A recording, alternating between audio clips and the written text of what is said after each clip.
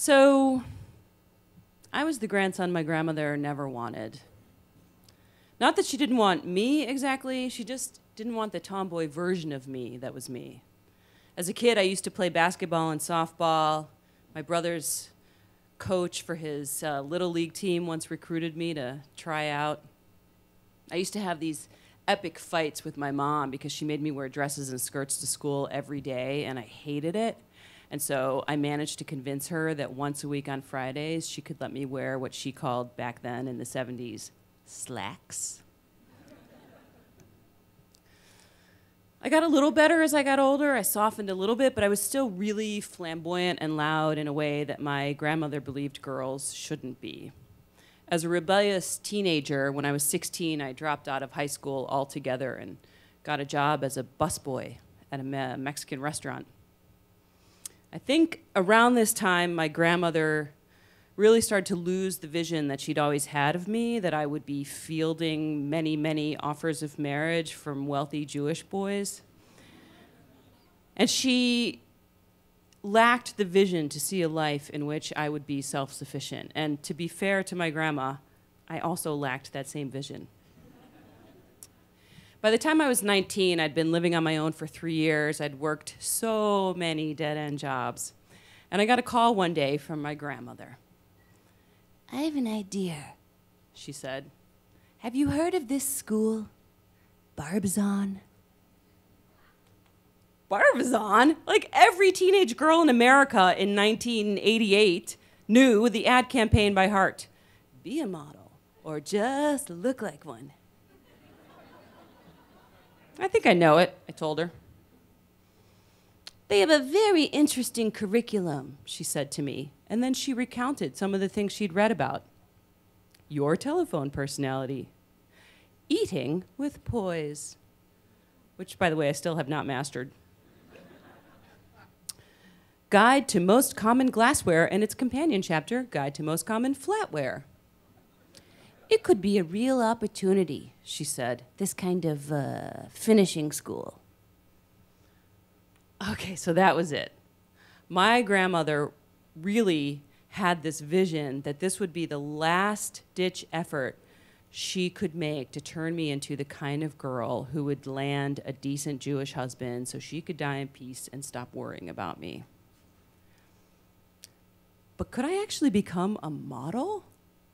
I mean, I was pretty in a kind of generic all-American girl way, but maybe there was things that other people saw that I never saw. Maybe like for the last 19 years of my life, as I'd walk down the street, people were secretly like, "Whoa, look at her." And I just somehow missed it all. Lacking any particular aspirations at that point in my life, I thought, well, why not? Modeling seems as good as anything. So I tried to be all nonchalant on the phone with her, and I said, "Okay, Grandma, I guess I'll try it. But you got to pay for it," which she did.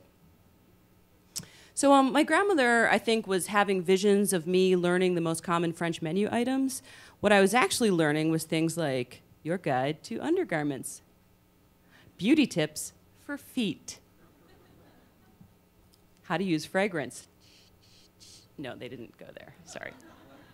And the all-abouts, all about foundation, powder, mascara, blusher, eyelids, eyeliner, lip liner.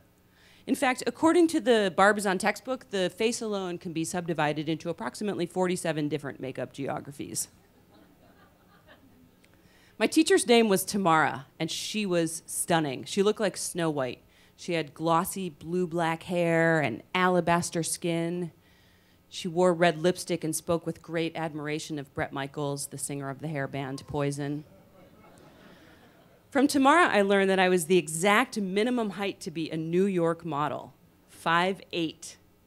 I also learned that of the 3 basic body types, triangle, pear, and the perfect X, I was a pear.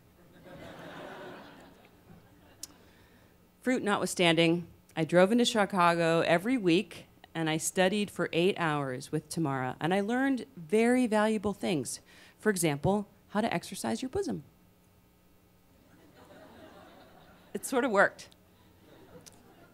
I also learned that in spite of what I thought, I hadn't been walking right at all. The proper way to walk is this.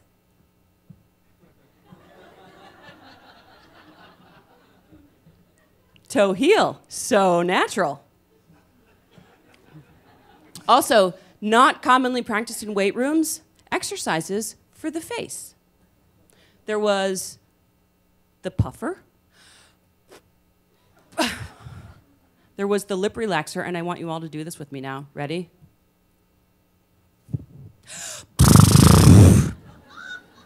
Thank you to whoever's coming up next. So sorry. And my personal favorite, the facial squeeze. I make that face every morning after coffee. No, I'm just kidding. It's so bad. Don't ad-lib. Don't ad-lib.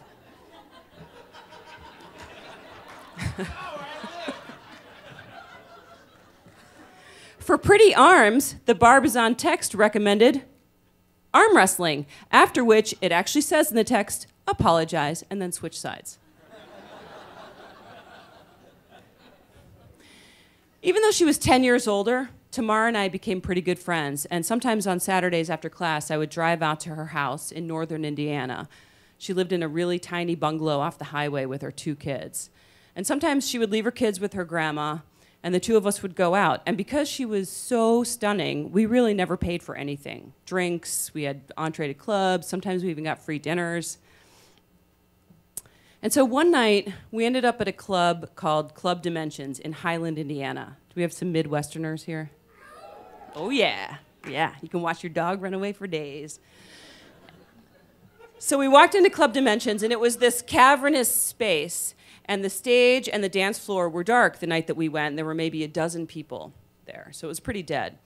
And as was the custom, we were invited in and treated to drinks, and the manager came over and started talking to us. And he talked to us for a pretty long time, and at one point I asked him, like, why is there no one on the stage, like nothing happening? And he was like, oh, you're just here on a dead night, but you know, we book a lot of local talent, we're always looking for local bands. And Tamara said, she knows a band, which was true. I did know a band.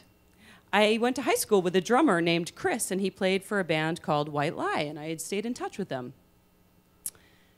And the manager said, you got a demo? Now, of all the things I'd learned at Barbizon, the most important was this, confidence. No matter what was happening in your real life, maybe you were a high school dropout, maybe you lived in a bungalow with your 2 kids as a single mom, confidence was key. So when that manager said, yep, you got a demo? I said, hell yeah, I got a demo, vowing to ask my friend Chris what a demo was and if I could have one. So I may never have quite gotten down the 13-point Barbizon guide to daily grooming, and I never had much use for the information of the fact that an ideal forehead is 3 finger widths in width, other than knowing that someone came up with this measurement. And in fact, I dropped out of school altogether right before I graduated from Barbizon. But this time I had a good reason. I'd become a booking agent for a band called White Lie, who now played all over the Midwest. And the money I made in those first couple of months paid for the textbooks at the university I had just been accepted into. Young bad girls do it wild. Chain hits my chest.